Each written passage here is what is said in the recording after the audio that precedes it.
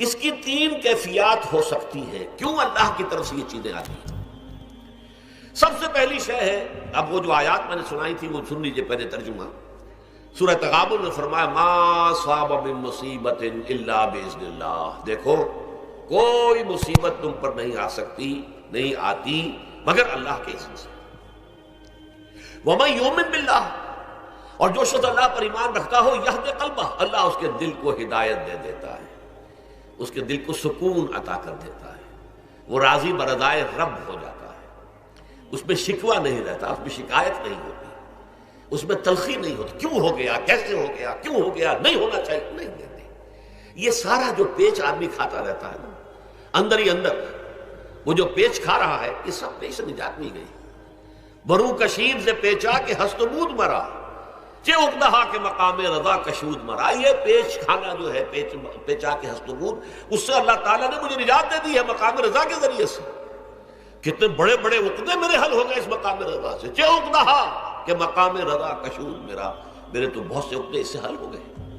اس حوالے سے ایک موٹی بات تو یہ ہو گئی، لیکن اب اس کو تین حصوں میں تقسیم کیجیے۔ پہلی بات یہ کہ یہ اللہ کی طرف سے آزمائش کے طور پر آتی ہے۔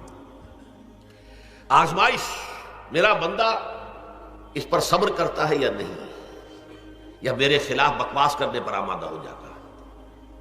اللہ تو ایسا ہے، اللہ نے تو ہم پر کبھی کرم کیا ہی نہیں ہے، اللہ تو ظالم، معاذ اللہ معاذ اللہ معاذ اللہ۔ کہیں ایسا تو نہیں، میرا بندہ جو ہے تکلیف کو جھیلتا ہے میری وجہ سے، یہ سمجھ کے کہ اللہ کی طرف سے آئی۔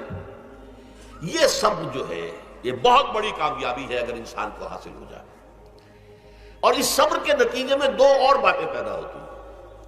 یہ مضامین علیحدہ علیحدہ دروس کے اندر آتے رہے ہیں، لیکن آج ایک نئے عنوان کے تحت جمع ہو کر آ رہے ہیں۔ پہلی بات یہ ہوتی ہے کہ یہ امتحان کا نتیجہ کیا نکلتا ہے کہ آپ نے ایک امتحان پاس کیا تو آپ کے اگلے درجے میں ترقی ہو جاتی ہے۔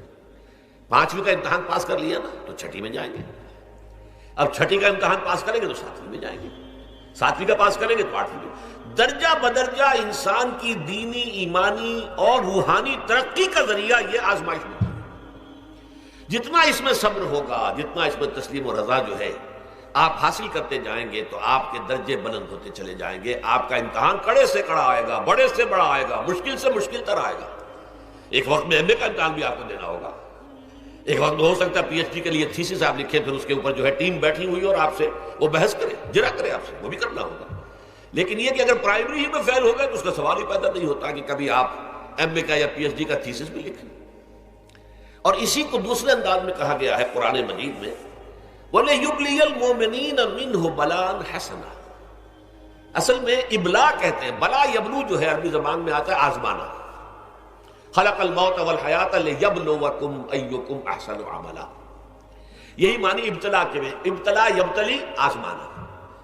ابلا یبلی جو آتا ہے باب افعال سے، اس میں آتا ہے کسی کو کسی تکلیف میں ڈال کر اس کو نکھارنا، کہ اس کا جوہر نکھر جائے، اس کے اندر جو خیر ہے وہ اور چمک جائے، لوگوں کو بھی معلوم ہو جائے کہ یہ شخص اس مقام کا اہل ہے، اس کے اندر یہ صلاحیت ہے، اس میں یہ قوت موجود ہے۔ تو یہ گویا کہ اہل ایمان کی صلاحیتوں کو نکھارنے کے لیے اور ان کے درجات کی ترقی کے لیے بھی اللہ تعالیٰ دنیا کے اندر یہ مصیبتیں اور امتحانات جو ہیں آزمائش کے حوالے سے افراد پر بھی اجتماعی طور پر بھی لاتا ہے۔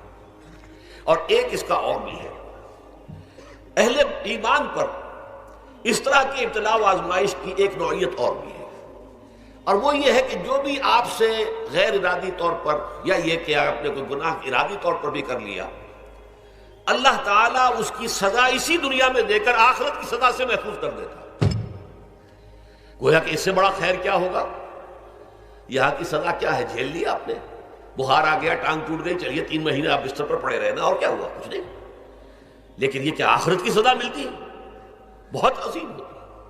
لہذا کفارہ بناتا ہے اللہ تعالیٰ گناہ، ان جو بھی گناہ ہو گئے ہیں، غلطیاں ہو گئی ہیں، ان کا کفارہ اللہ تعالیٰ بندہ مومن کے لیے، حضور کی ایک حدیث ہے، اس کا متن مجھے اس وقت یاد نہیں ہے، کہ مومن کا معاملہ عجیب ہے، اسے کوئی تکلیف پہنچتی ہے صبر کرتا ہے، اس کے گناہوں کا کفارہ بن جاتا ہے، اور اگر کوئی خوبی ملتی ہے تو اللہ تعالیٰ کا شکر ادا کرتا ہے، اس کے درجات بلند ہو جاتے ہیں۔ تو یہ معاملہ جو ہے اللہ تعالیٰ کی طرف سے بندہ مومن کے حق میں خیر، کہ در حقیقت اس کے ان گناہوں کی پاداش کہ جو اس نے یہاں کر لیے ہیں یہی دنیا میں دے کر دھو دیا جائے، پاک کر دیا جائے۔